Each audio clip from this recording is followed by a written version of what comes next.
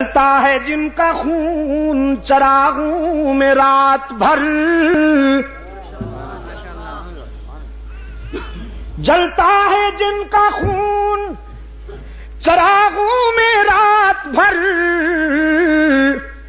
ان غمزدوں سے پوچھ کبھی قیمت سحر۔ ہدہد کہتا ہے اللہ کے نبی عیاشی کے لیے نہیں گیا تھا، جائزہ مشن پر گیا تھا، اور میں اس مقام پر سے ہو کے آیا ہوں جہاں آپ بھی نہیں گئے۔ وہاں سے میں ایک یقینی خبر لایا ہوں قوم سبا سے متعلق۔ میں نے ایک قوم دیکھی ہے، میں نے ایک قوم دیکھی ہے جو سورج کی پوجا کرتی ہے، سورج کو طلوع اور غروب ہوتے وقت سجدہ کرتی ہے۔ ایک عورت ان پر حکمرانی کر رہی ہے۔ سنیے، صاف کہہ دینا چاہتا ہوں، جب تک انشاءاللہ جب تک ولی اللہ قافلے کے سپاہی زندہ ہیں، ایک قوم دے کر آیا ہوں، سورج کو پوجا کرتے ہیں، سجدہ کرتے ہیں وہ بدبخت۔ ایک عورت ان پر حکمرانی کرتی ہے، تو اللہ کے نبی آگے بڑھنے سے پہلے اس قوم کا پوسٹ مارٹم کر لینا چاہیے۔ یہ زنخی قوم، یہ زن مرید، جنہوں نے ایک عورت کو سربراہ بنا رکھا ہے، پہلے ان کی طبیعت ٹھیک کر لینی چاہیے، پھر آگے بڑھیں گے۔ سلیمان علیہ السلام نے فرمایا بھئی واقعی تو بڑا عجیب ہے، کیسی عجیب خبر لایا ہے۔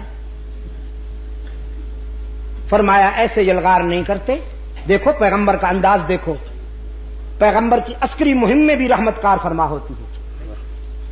فرمایا پہلے خط لکھتا ہوں بلقیس کے نام، جاؤ میرا خط پہنچاؤ اسے، اگر وہ ٹھیک طریقے سے ہماری بات مان لیتی ہے تو ہم ان کی آبادیوں کو تاراج کرنے کا ذوق نہیں رکھتے۔ خط لکھا، اور سفارتی تاریخ میں یہ پہلا خط ہے جو کسی ایک حاکم نے دوسرے حاکم کے نام لکھا۔ سلیمان علیہ السلام نے جو لکھا ہے بلقیس کو، قرآن کریم نے اس خط کا مضمون بھی محفوظ رکھا ہوا ہے۔ فرمایا انہ من سلیمان وانہ بسم اللہ الرحمن الرحیم اللہ تعالی علی واتونی مسلمین۔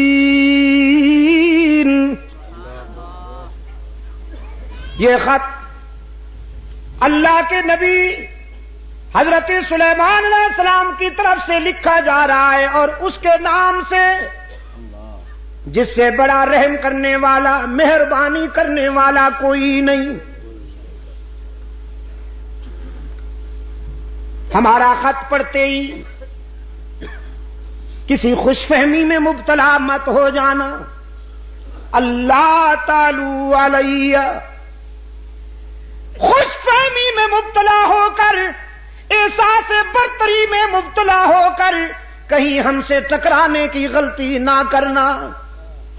ہم تجھے دعوت دیتے ہیں کہ سراپا تسلیم اور رضا بن کر صداقت کو اپنا لو، اللہ کی وحدانیت اور میری نبوت کا اقرار کر لو۔ ملکہ سبا بلقیس نے حضرت سلیمان علیہ السلام کا خط اپنی کابینہ کے سامنے رکھا، ان سے پوچھا کیا رائے ہے تمہاری، کیا کرنا چاہیے اس سلسلے میں۔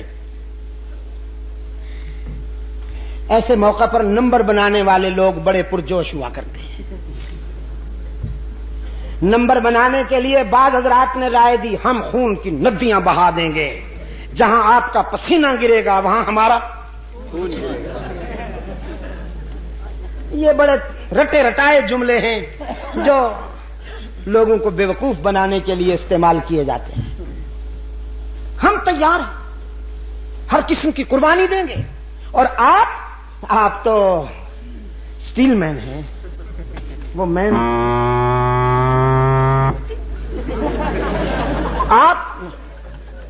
آپ تو بڑی مضبوط ہیں. آپ تو سپر پاور ہیں. آپ تو ناقابل تسخیر ہیں میڈم بیگم. آپ کو کوئی نقصان نہیں پہنچا سکتا.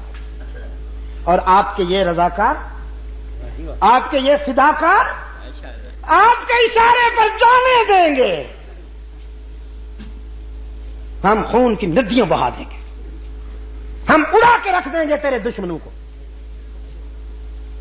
قرآن کریم بڑا شفاف آئینہ ہے. ہر کردار بیدار نظر آتا ہے. قرآن کریم نے ملکہ بلقیس کو یہ کریڈٹ عطا کیا ہے کہ اپنے مشیروں وزیروں کی یہ لنترانیاں سن کر بے وقوف ہونے کے بجائے اس نے حقیقت پسندی سے کام لیا. قالت ان الملوک اذا دخلوا قریۃ افسدوها وجعلوا اعزۃ اہلها ذلہ وکذالک یفعلون. اپنے مشیروں وزیروں سے کہنے لگی تم مجھے تصادم اور ٹکراؤ کی طرف لے جانا چاہتے ہو، لیکن مجھے ٹکراؤ پسند نہیں. اس لیے کہ جب دو طاقتیں لڑتی ہیں، جب بادشاہ آپس میں ٹکراتے ہیں تو مظلوم انسانوں کا خون بہتا ہے.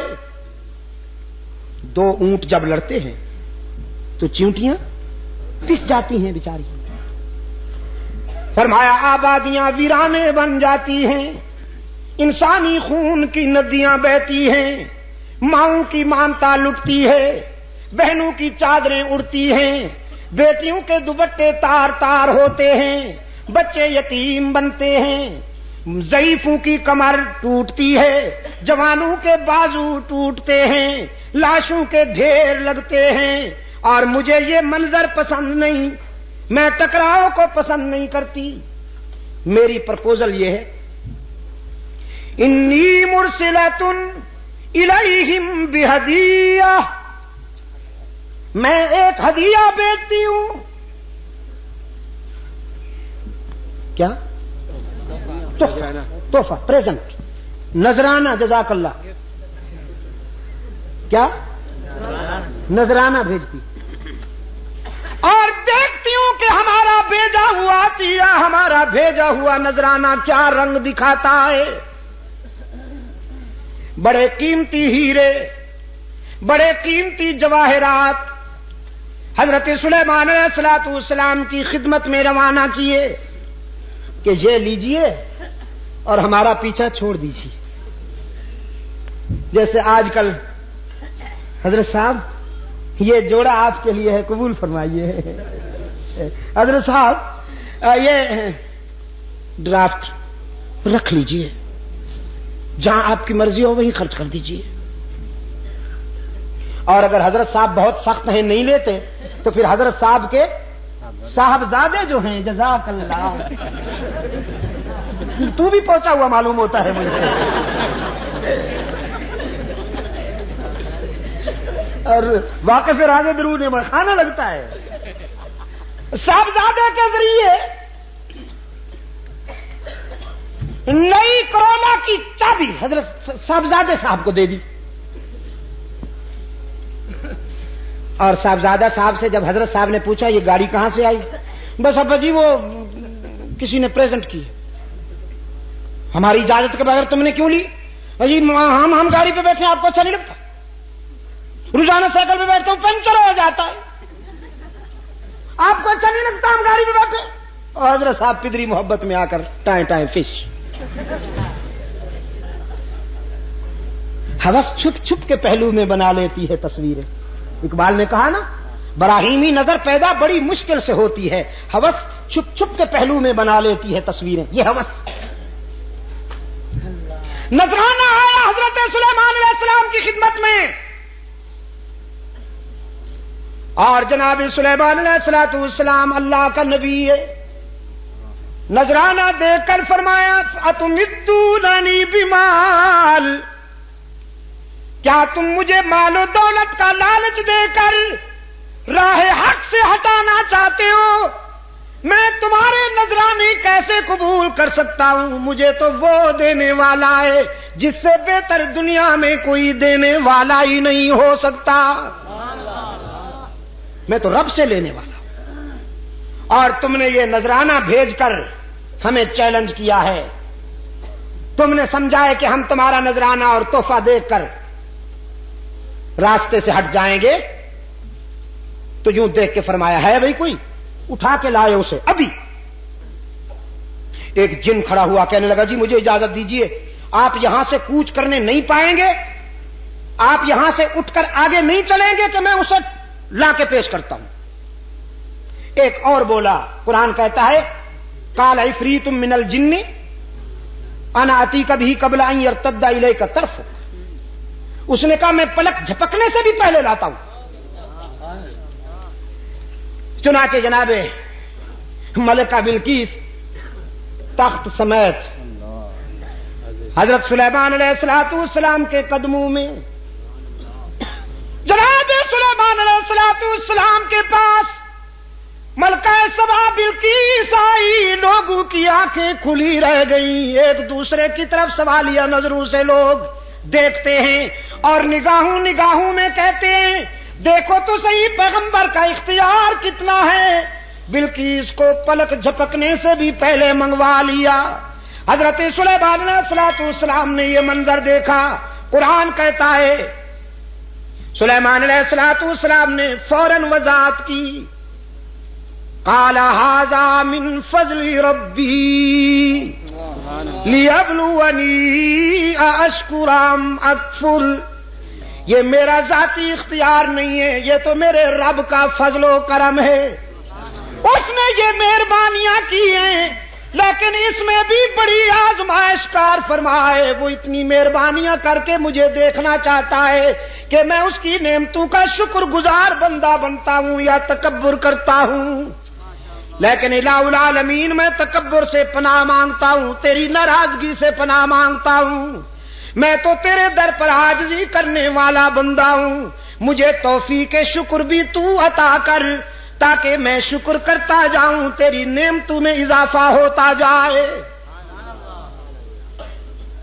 یہ میں نے تقریباً 1.25 گھنٹے کی محنت بلکہ 1.5 گھنٹے کی محنت اس لیے کی کہ آپ کے ذہن میں یہ بات بٹھا سکوں کہ رب العالمین کبھی آنسو میں آزماتے ہیں، کبھی مسکراہٹوں میں آزماتے ہیں۔ آنسو میں آزمائش بھی بڑی سنگین ہے، لیکن میرے نزدیک مسکراہٹوں میں کامیاب ہونا اس سے بھی بہت اہم ہے۔ اپنے انبیاء کو حق تعالی نے آنسو میں بھی آزمایا، مسکراہٹوں میں بھی آزمایا، تو یہی ادا کار فرما رہی حلقہ رسالت تک۔